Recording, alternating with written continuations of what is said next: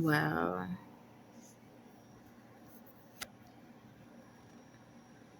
so then numbers 32,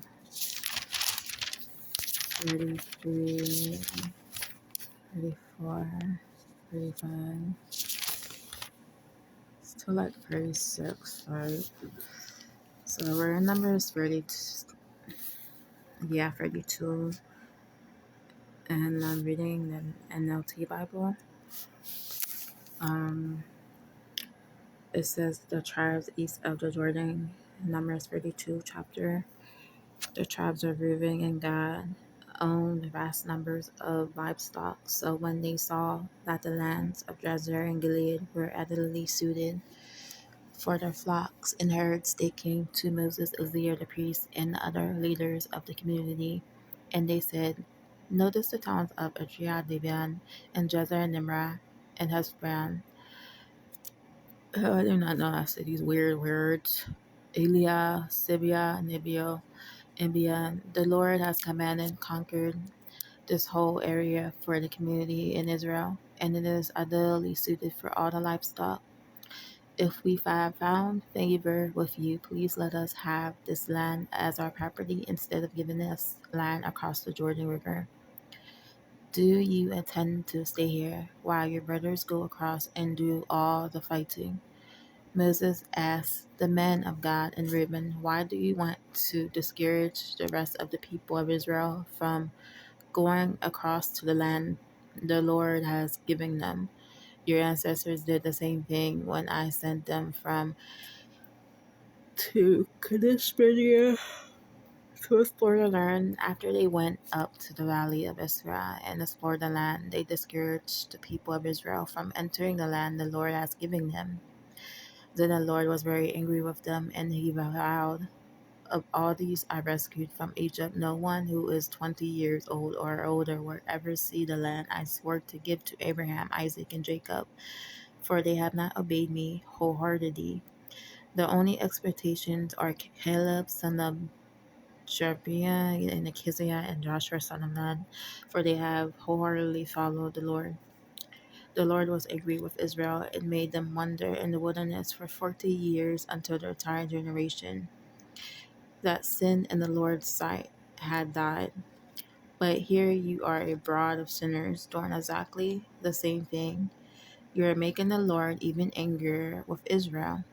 If you turn away from him like this and he abandons them again in the wilderness, you will be responsible for destroying the entire nation. But they approached Moses and said, "We simply want to build pens for our livestock and fortified towns for our wives and children. Then we will arm ourselves and lead our fellow Israelites into battle until we have brought them safely to the land." Meanwhile, our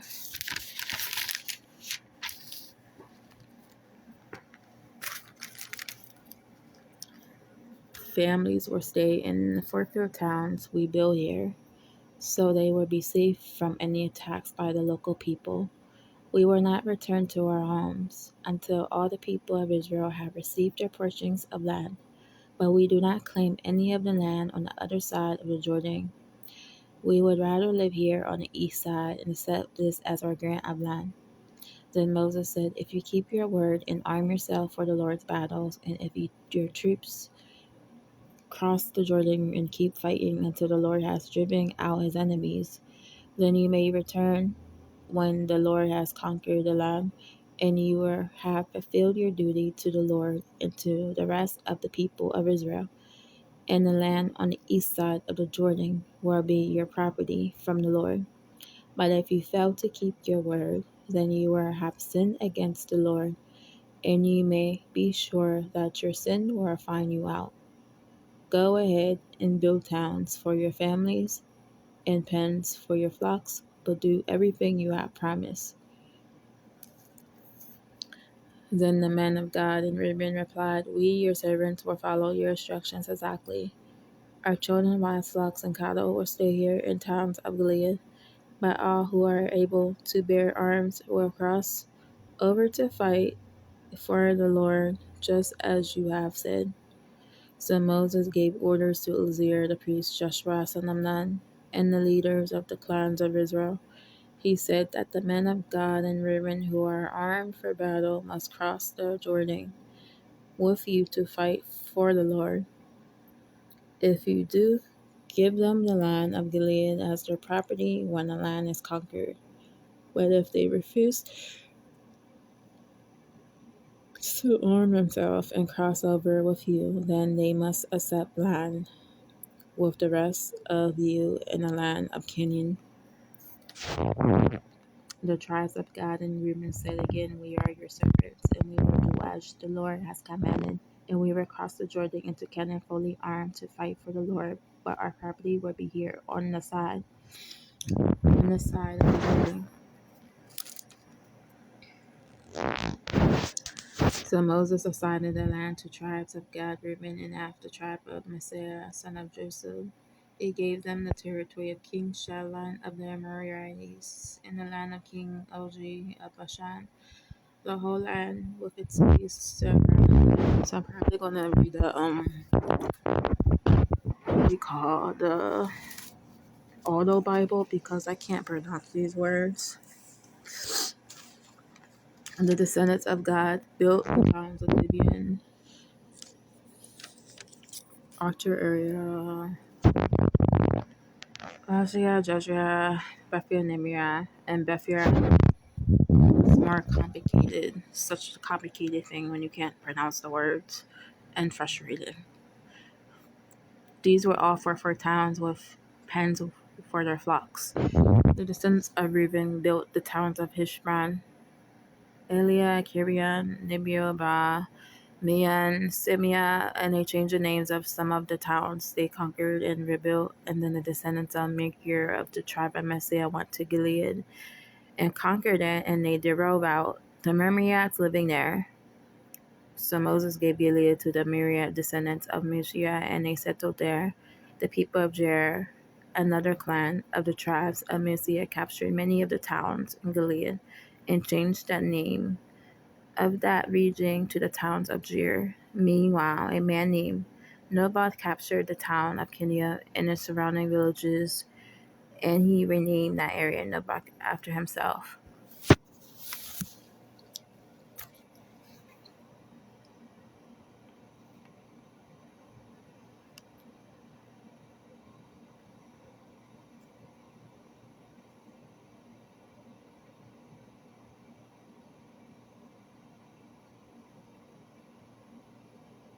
Hold on. So let's go to the.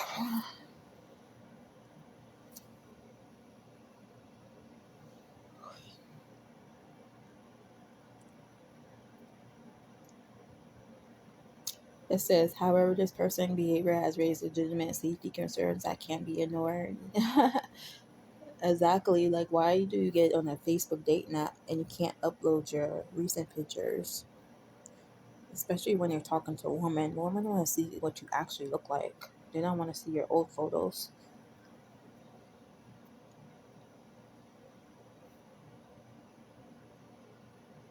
That's freaking unreal how these people are in the freaking music industry. Freaking Tana Tucker. Nobody doesn't care he works for her.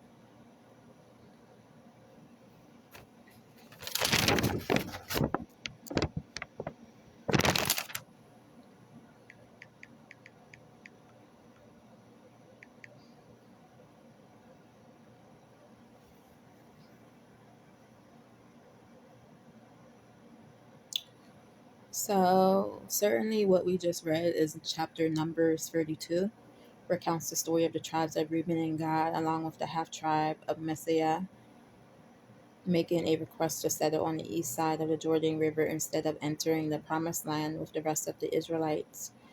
The events of Numbers 32 take place as the Israelites are on the brink of entering the promised land. The tribes of Reuben and Gad, known for having large herd of livestock, noticed that the lands east of the Jordan were suitable for grazing, and they approached Moses, Eleazar, and the priests and the leaders of the congregation with their request to settle in that region. Numbers chapter 32 teaches us several important Lessons: commitment to God's plan. The tribes of Reuben and Gad requests raised concerns because it seems as if they were hesitant to enter the promised land and fully participate in God's plan. Moses reminds them of the consequences of their ancestors' lack of faith and phrasing the importance of wholeheartedly following God's instructions and in unity and accountability. Moses challenges the tribes of Reuben and Gad to consider the impact of their decision on the entire community. He raises the importance of unity, reminding them that their commitment to helping conquer the land of Canaan is vital for the success of the entire Israelite nation.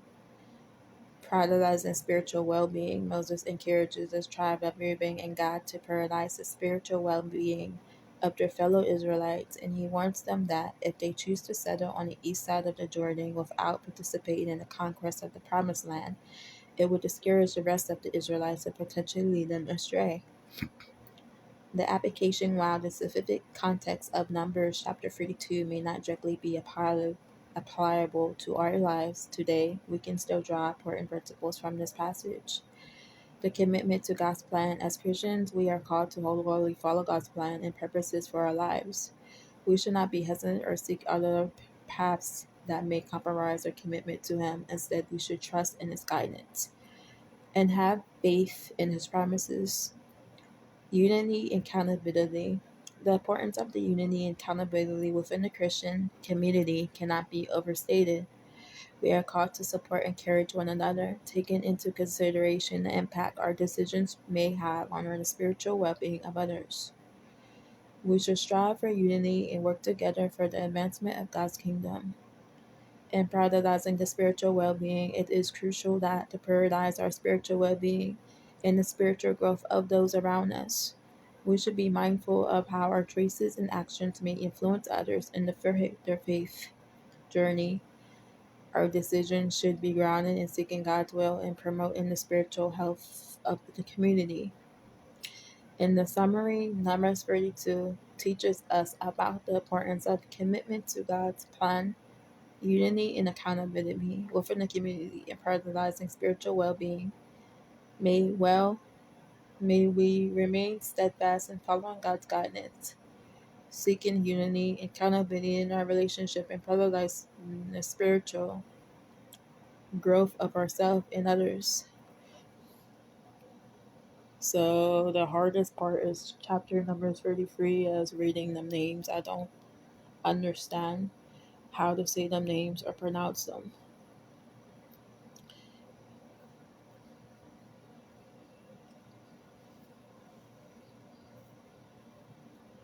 It's too hard to say.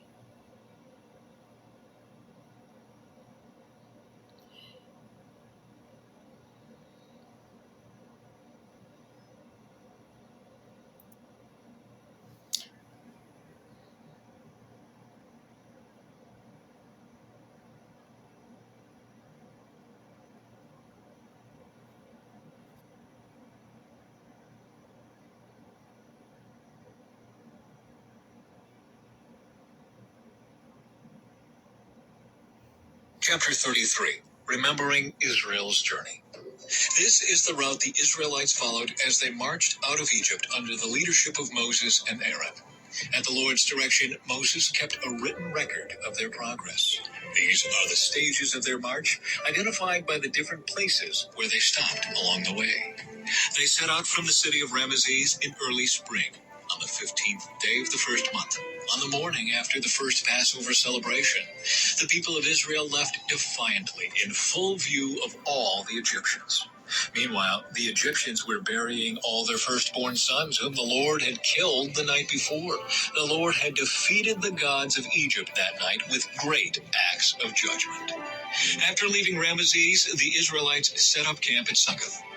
Then they left Succoth and camped at Etham on the edge of the wilderness. They left Etham and turned back toward Pi-hahiroth opposite Baal-zephon and camped near Migdol. They left Pi-hahiroth and crossed the Red Sea into the wilderness beyond. Then they traveled for 3 days into the Etham wilderness and camped at Marah. They left Marah and camped at Elim, where there were 12 springs of water and 70 palm trees. They left Elim and camped beside the Red Sea. They left the Red Sea and camped in the wilderness of Sin. They left the wilderness of Sin and camped at Dovka. They left Dovka and camped at Alush.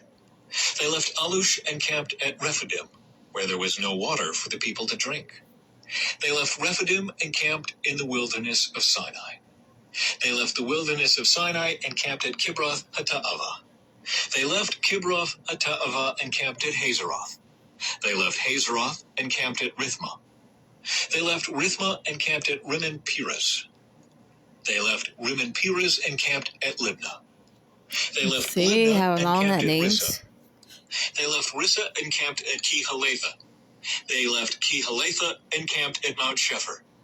They left Mount Shepher and camped at Harada. They left Harada and camped at Mekaloth. They left Mekaloth and camped at Taeth. They left Taeth and camped at Terah. They left Terah and camped at Mithka. They left Mithka and camped at Hashmonah.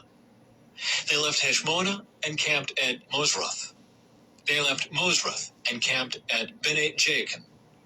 They left Bene Jaakan and camped at Horhagagad. They left Horhagagad and camped at Jotbatha. They left Jotbatha and camped at Abrona. They left Abrona and camped at Ezion Geber. They left Ezion Geber and camped at Kadesh in the wilderness of Zin. They left Kadesh and camped at Mount Hor at the border of Edom. While they were at the foot of Mount Hor, Aaron the priest was directed by the Lord to go up the mountain, and there he died. This happened in midsummer on the first day of the 5th month of the 40th year after Israel's departure from Egypt. Aaron was 123 years old when he died there on Mount Hor. At that time, the Canaanite king of Arad, who lived in the Negev in the land of Canaan, heard that the people of Israel were approaching his land.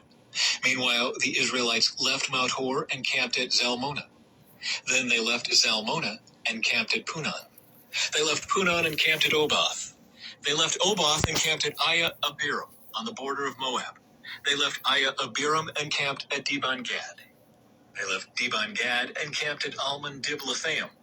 They left Almon Diblathaim and camped in the mountains east of the river near Mount Nebo.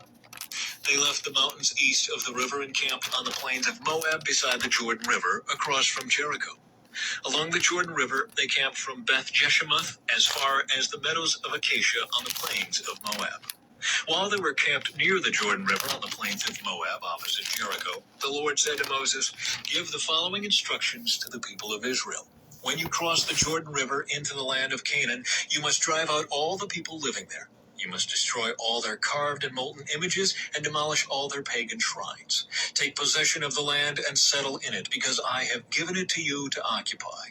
You must distribute the land among the clans by sacred lot and in proportion to their size. A larger portion of land will be allotted to each of the larger clans, and a smaller portion will be allotted to each of the smaller clans. The decision of the sacred lot is final. In this way, the portions of land will be divided among your ancestral tribes. But if you fail to drive out the people who live in the land, those who remain will be like splinters in your eyes and thorns in your sides. They will harass you in the land where you live, and I will do to you what I had planned to do to them."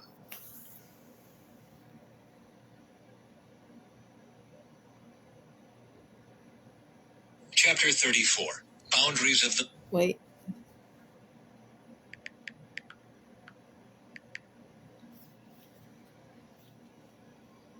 The number is 33 we just read. So Numbers chapter 33, what we just read, it provides a detailed account of the Israelites' journey from Egypt to the plains on Moab, just before where they were to enter the promised land.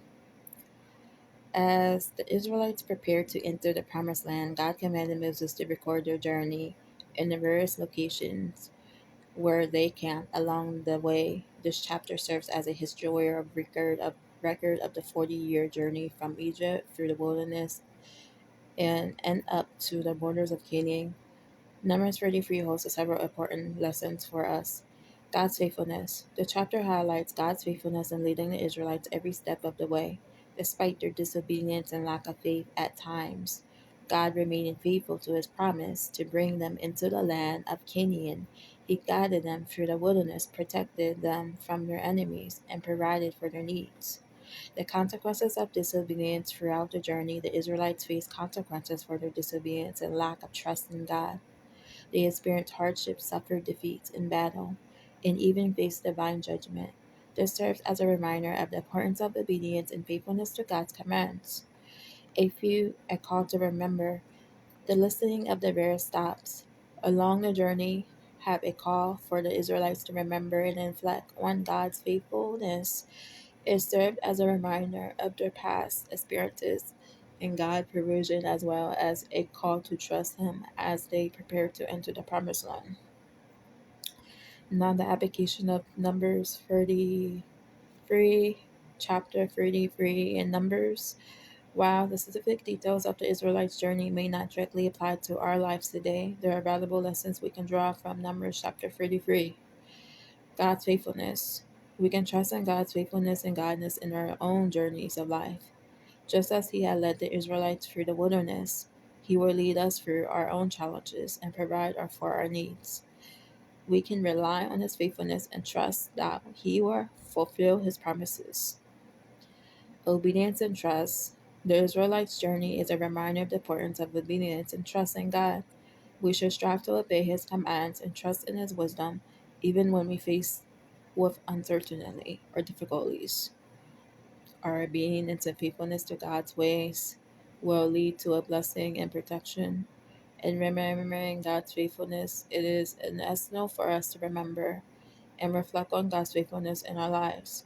Taking time to recount His past provisions and interventions can strengthen our faith and trust in Him. It serves as a reminder of His God goodness and encourages us to continue following Him faithfully. In summary, Numbers chapter 33 reminds us of God's faithfulness, the consequences of disobedience, and the importance of remembering His faithfulness in our journeys. May we trust in God's guidance, obey His commands, and continually remember His faithfulness in our lives.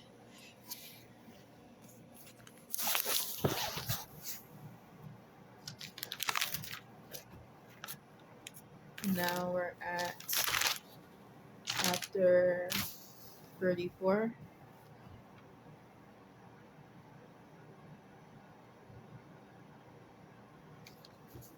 The land. Then the Lord said to Moses, "Give these instructions to the Israelites. When you come into the land of Canaan, which I am giving you as your special possession, these will be the boundaries. The southern portion of your country will extend from the wilderness of Zin along the edge of Edom. The southern boundary will begin on the east at the Dead Sea. It will then run south past Scorpion Pass in the direction of Zin. Its southernmost point will be Kadesh Barnea, from which it will go to Hazar Adar and on to Asmon. From Asmon, the boundary will turn toward the brook of Egypt and end at the Mediterranean Sea. Your western boundary will be the coastline of the Mediterranean Sea. Your northern boundary will begin at the Mediterranean Sea and run east to Mount Hor, then to Lebo-Hamath and on through Zedad and Ziphron to Hazar Enan. This will be your northern boundary. The eastern boundary will start at Hazar Enan and run south to Shephem, then down to Riblah on the east side of Ain. From there, the boundary will run down along the eastern edge of the Sea of Galilee, and then along the Jordan River to the Dead Sea. These are the boundaries of your land. Then Moses told the Israelites, "This territory is the homeland you are to divide among yourselves by sacred lot. The Lord has commanded that the land be divided among the 9.5 remaining tribes. The families of the tribes of Reuben, Gad, and half the tribe of Manasseh have already received their grants of land on the east side of the Jordan River, across from Jericho toward the sunrise." Leaders to divide the land. And the Lord said to Moses, "Eleazar the priest and Joshua son of Nun are the men designated to divide the grants of land among the people. Enlist one leader from each tribe to help them with the task. These are the tribes and the names of the leaders. Judah, Caleb, son of Jephunneh. Simeon, Shemuel, son of Ammihud. Benjamin, Eladad, son of Kislon. Dan, Bukai, son of Joglai. Manasseh, son of Joseph. Haniel, son of Ephod. Ephraim, son of Joseph. Kemuel, son of Shiftan. Zebulun, Elizaphan, son of Parnak. Issachar, Paltiel, son of Azan; Asher, Ahihud, son of Shelemai; Naphtali, Padahiel, son of Ammihud. These are the men the Lord has appointed to divide the grants of land in Canaan among the Israelites. No, that was Numbers chapter 34.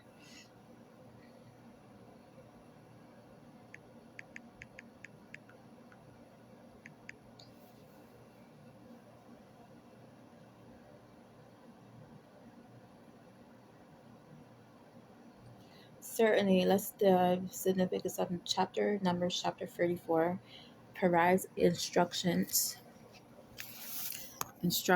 from the Lord to Moses regarding the boundaries of the land that would be allotted to the tribes of Israel when they entered the promised land. At this point in the narrative, the Israelites were encamped on the plains of Moab just across the Jordan River from the land of Canaan.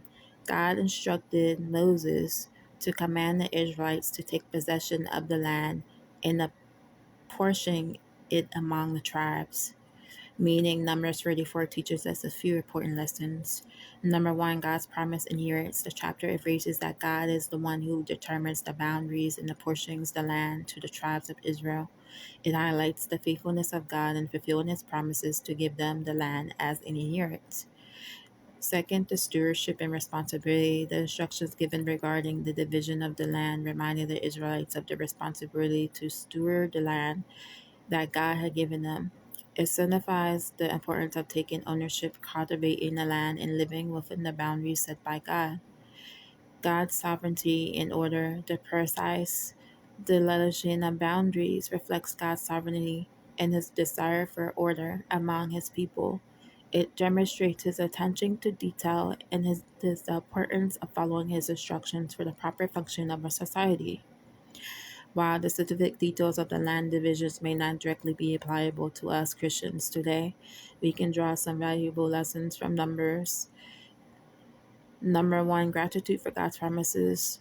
We can be reminded of God's faithfulness in fulfilling his promises, just as he promised a land to the Israelites. He has made promises to us as his followers, and we can trust in his faithfulness and hold on to his promises, knowing that he will fulfill them in his perfect timing.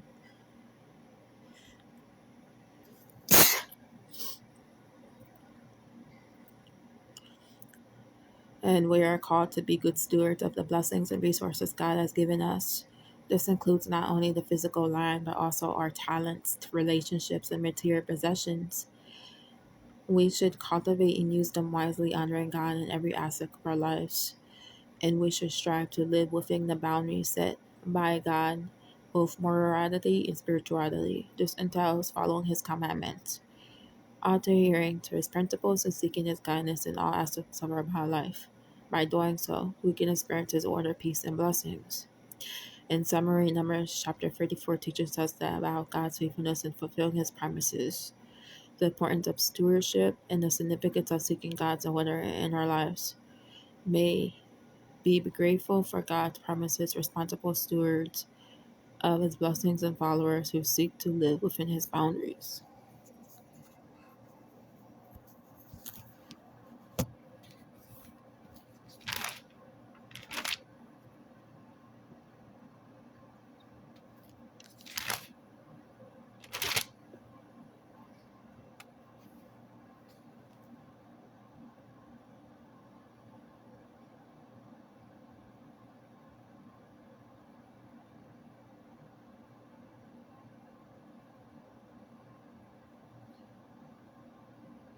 So we're at Numbers 35. Chapter 35. Towns for the Levites. While Israel was camped beside the Jordan on the plains of Moab across from Jericho, the Lord said to Moses, "Command the people of Israel to give to the Levites from their property certain towns to live in, along with the surrounding pasture lands. These towns will be for the Levites to live in, and the surrounding lands will provide pasture for their cattle, flocks, and other livestock. The pasture land assigned to the Levites around these towns will extend 1,500 feet from the town walls in every direction. Measure off 3,000 feet outside the town walls in every direction, east, south, west, north, with the town at the center. This area will serve as the larger pasture land for the towns. 6 of the towns you give the Levites will be cities of refuge, where a person who has accidentally killed someone can flee for safety. In addition, give them 42 other towns. In all, 48 towns with the surrounding pasture land will be given to the Levites. These towns will come from the property of the people of Israel. The larger tribes will give more towns to the Levites, while the smaller tribes will give fewer. Each tribe will give property in proportion to the size of its land. Cities of refuge. The Lord said to Moses, "Give the following instructions to the people of Israel. When you cross the Jordan into the land of Canaan, designate cities of refuge to which people can flee if they have killed someone accidentally. These cities will be places of protection from a dead person's relatives who want to avenge the death. The slayer must not be put to death before being tried by the community. Designate 6 cities of refuge for yourselves, 3 on the east side of the Jordan River and 3 on the west in the land of Canaan. These cities are for the protection of Israelites, foreigners living among you, and traveling merchants. Anyone who accidentally kills someone may flee there for safety. But if someone strikes and kills another person with a piece of iron, it is murder, and the murderer must be executed. Or if someone with a stone in his hand strikes and kills another person, it is murder, and the murderer must be put to death. Or if someone strikes and kills another person with a wooden object, it is murder, and the murderer must be put to death. The victim's nearest relative is responsible for putting the murderer to death. When they meet, the avenger must put the murderer to death. So if someone hates another person and pushes him or throws a dangerous object at him and he dies, it is murder. Or if someone hates another person and hits him with a fist and he dies, it is murder. In such cases, the avenger must put the murderer to death when they meet. But suppose someone pushes another person without having shown previous hostility, or throws something that unintentionally hits another person, or accidentally drops a huge stone on someone, though they were not enemies, and the person dies. If this should happen, the community must follow these regulations in making a judgment between the slayer and the avenger, the victim's nearest relative. The community must protect the slayer from the avenger and must escort the slayer back to live in the city of refuge to which he fled. There he must remain until the death of the high priest, who was anointed with the sacred oil. But if the slayer ever leaves the limits of the city of refuge, and the avenger finds him outside the city and kills him, it will not be considered murder. The slayer should have stayed inside the city of refuge until the death of the high priest. But after the death of the high priest, the slayer may return to his own property. These are legal requirements for you to observe from generation to generation, wherever you may live. All murderers must be put to death, but only if evidence is presented by more than one witness. No one may be put to death on the testimony of only one witness. Also, you must never accept a ransom payment for the life of someone judged guilty of murder and subject to execution. Murderers must always be put to death. And never accept a ransom payment from someone who has fled to a city of refuge, allowing a slayer to return to his property before the death of the high priest. This will ensure that the land where you live will not be polluted, for murder pollutes the land.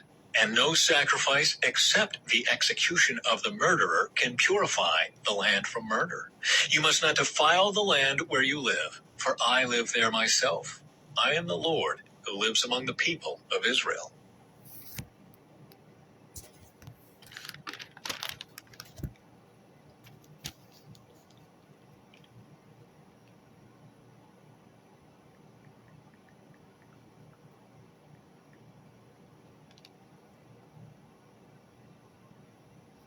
Numbers 35, chapter 35 in Numbers contain instructions from the Lord regarding the cities of refuge and the annihilation of cities of the Levites of the land of Canaan. At this point, the Israelites were on the verge of entering the promised land in Numbers chapter 35, and God commands Moses to speak to the Israelites and instructs them regarding the cities of refuge, where they were designated as safe havens for individuals who intentionally caused the death of another person. Additionally, God addresses the annihilation of cities of Levites who were set apart for service to God. Numbers chapter 35 teaches us that establishment of the cities of refuge demonstrates God's concern for justice and mercy. It provided a place of protection for those who intentionally cause harm, ensuring that they would not be unjustly punished by those seeking revenge. This highlights the importance of balancing justice with mercy in our own lives and communities. In the sanctify of life, the instructions regarding the city of refuge emphasizes the sanctity of life. God values human life and desires that it be protected, even when accident or intentional harm occurs. This serves as a reminder of responsibility to value and protect the lives of others, even in difficult circumstances. The role of Levites, the elevation of the cities highlights their role as servants of the Lord. They were not given land for horticulture purposes like the other tribes, but were given cities to live in. This signifies their unique calling to serve God and the community through their priestly duties. While the specific details of the city or refuge of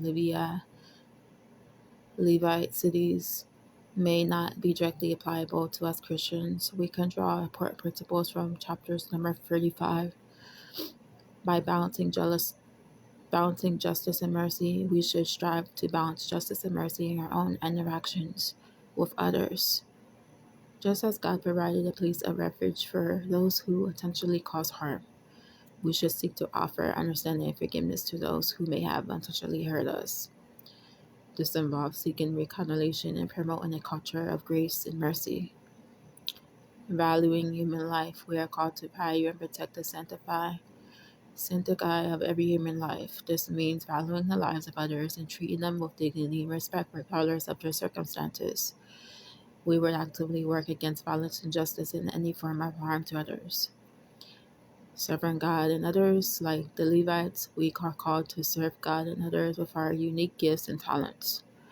We may not have the same roles of responsibilities of the Levites, but we can serve God and contribute to the well-being of our communities in various ways. We should be willing to sacrificially serve others and live out our faith in practical ways. In summary, Numbers chapter 35 teaches us about balancing justice and mercy, valuing human life, and the importance of serving God and others. May we strive to promote justice while attending mercy, valuing and protect human life, and faithfully serve God and those around us.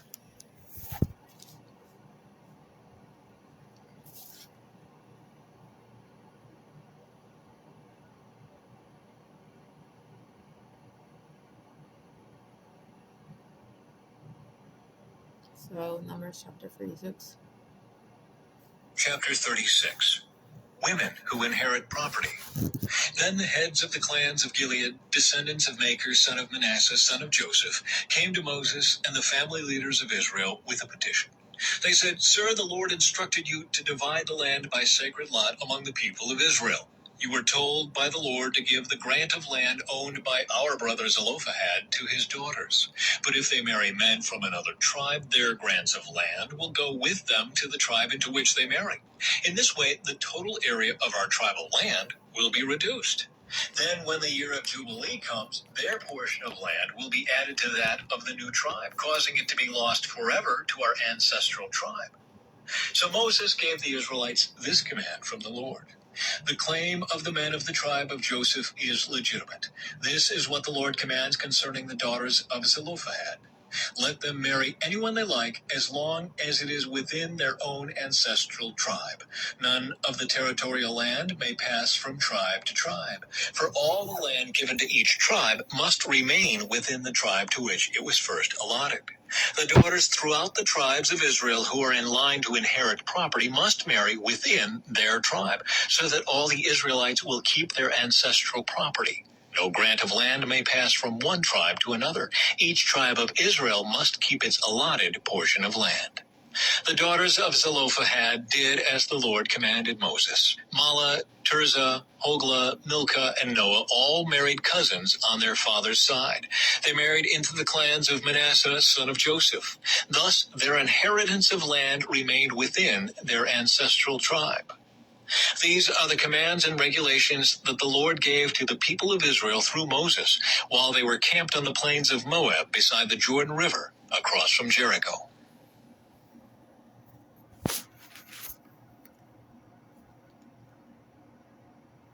So Numbers 46.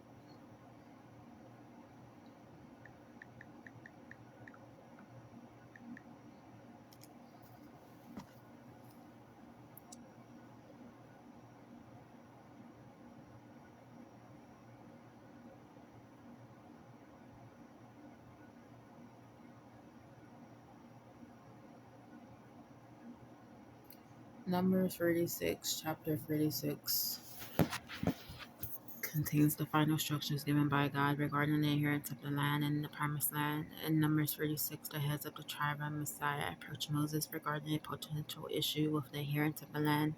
They were concerned that if the women from their tribe married men from other tribes, the land allotted to Messiah would be transferred to the tribe of the husband. They sought clarification from God on how to address this matter. The preservation of tribal inheritance. The chapter emphasizes the importance of preserving the inheritance of the land within each tribe.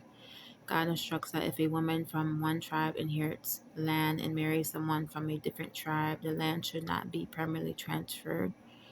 Instead, it should remain within the tribe of her father to ensure the preservation of tribal inheritance. The instructions in Numbers 36 highlight the significance of maintaining tribal identity and unity by ensuring that the land stays within the tribe. It helps to maintain the distinctiveness and heritage of each tribe. This reinforces the idea of belonging and solidarity within the community. The balancing of individual rights and community interests. The instructions given in Numbers chapter 36 demonstrate the delicate balance between individual rights and the interests of the community, while individuals have the freedom to choose their spouses. It's essential to consider the broader impact on the community and preservation of tribal heritage. While this does not apply to Christians of tribal heritage, may not directly apply to our lives today, we can still glean some valuable lessons from Numbers 36. Preservation of family and heritage. We should recognize the importance of preserving our family heritage and identity.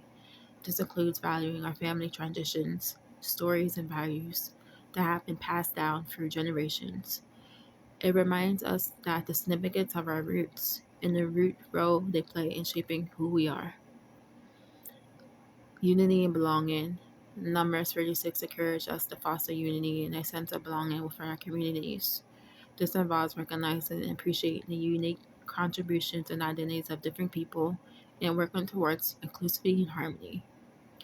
Considering the broader impact, it is important to consider the broader impact of our choices on the community and future generations. While we have individual rights and freedoms, we should also be mindful of how our decisions can affect others and strive for solutions that promote the well-being and unity of the community. In summary, Numbers chapter 36 teaches us about the preservation of family inherits the importance of maintaining tribal identity and the balance between individual rights and community interests. May we value our family heritage, promote unity, and make choices that consider the broader impact of our communities.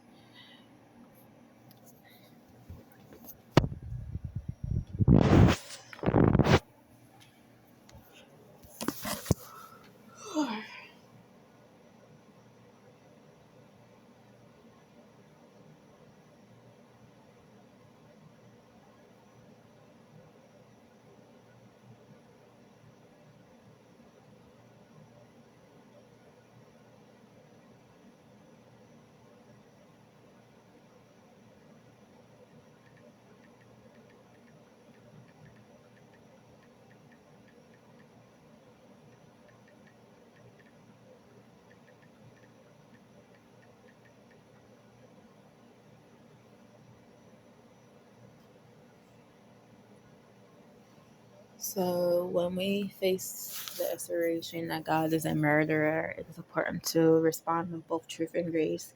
Atheists make such claims due to their rejection of the existence of God, of their misunderstanding of his nature and actions. As a follower of Christ, I would encourage you to engage in a respectful, thoughtful dialogue seeking to address their concerns and share the truth as revealed in Scripture. Verse 8 is crucial to clarify the nature of God. Scripture teaches that God is holy, just, and righteous. Psalms 145, verse 17, Isaiah chapter 6, verse 3, and He is the giver and sustainer of life, and His actions are always in accordance with His perfect wisdom and understanding. In addressing the claim that God is the murderer, we must consider the reality of human sin and its consequences. The Bible teaches that all have sinned and fallen short of the glory of God. Romans chapter 3, verse 23. Sin separates us from a holy God and brings forth the penalty of death. Romans chapter 6, verse 23. In His justice, God rightfully judges sin, and the consequences of sin often include physical death. However, it's crucial to understand that God's desire is not for death and destruction, but for redemption and reconciliation. He sent His Son Jesus Christ to offer salvation and eternal life to all who believe in Him. John chapter 3, verse 16. Through Christ's sacrificial death on the cross, God demonstrates His love and provides a way for sinful humanity to be reconciled to Him. It is also important to recognize that our infinite human understanding can't fully grasp the complexities of God. The divine plan and purposes, His ways are higher than our ways, and His thoughts are higher than our thoughts. Isaiah chapter 55, verse 8, verse 9. We must approach discussions with humility, recognizing that our limited perspective may not grasp the full picture of God's justice and mercy. In engaging with atheists, it's essential to listen attentively to their concerns, empathize with their perspective, and respond with gentleness and respect. First Peter verse 3, 5-15 seeks to share the truth of God's character and His redemption plan and the hope found in Jesus Christ. Pray for wisdom and rely on the guidance of the Holy Spirit to guide your words and actions.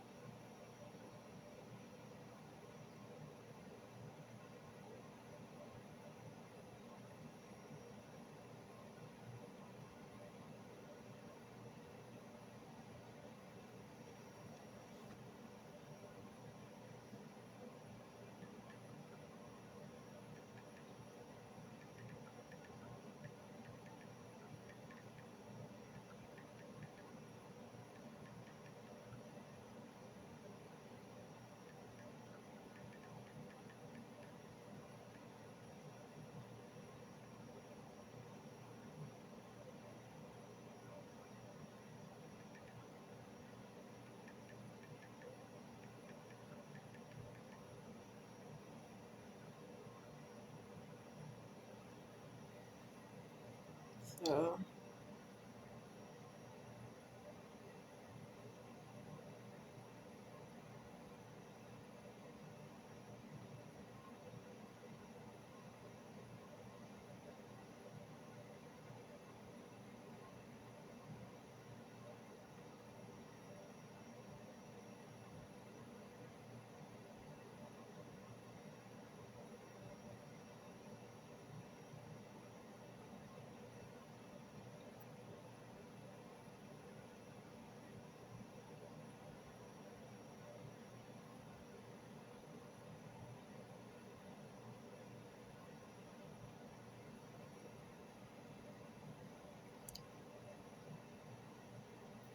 when discussing difficult passages in the Old Testament that involve God's judgment and in the loss of human life, it is important to approach them with reverence and humanity. As a follower of Christ, I believe that God's actions are ultimately just and righteous, even when they are difficult for us to comprehend. In the Old Testament, there are instances where God brings judgment upon individuals or nations, including the account of the firstborn sons in Egypt during the time of Exodus. It is crucial to recognize that these judgments were specific to certain historical contexts and were not articulately acts of violence. In the case of the plagues in Asia, God's purpose was to bring about the liberation of the Israelites from their oppressive bondage. The Pharaoh had repeatedly hardened his heart and refused to let the God's people go. Despite numerous warnings, the final plague, the death of the firstborn, served as a decisive demonstration of God's power. Enemies to secure the freedom of his chosen people, while we may struggle fully comprehend or justify such actions. It's important to remember that God's ways are higher than our ways. Isaiah 55 verse 9. He sees the full scope of human history, and his judgments are always in accordance with his perfect justice and wisdom. Furthermore, it's essential to view these Old Testament accounts in light of the ultimate revelation of God's character through Jesus Christ. In Jesus, we see the embodiment of God's love, mercy, and grace. Christ's sacrificial death on the cross provides redemption and forgiveness for all who believe in him. As believers, we must recognize the tension between God's justice and his mercy, understanding that his judgments are necessary to uphold righteousness and bring about his redemption purposes. Automatically, we trust in God's sovereignty and rest in his assurance that his ways are just even if we do not fully comprehend them.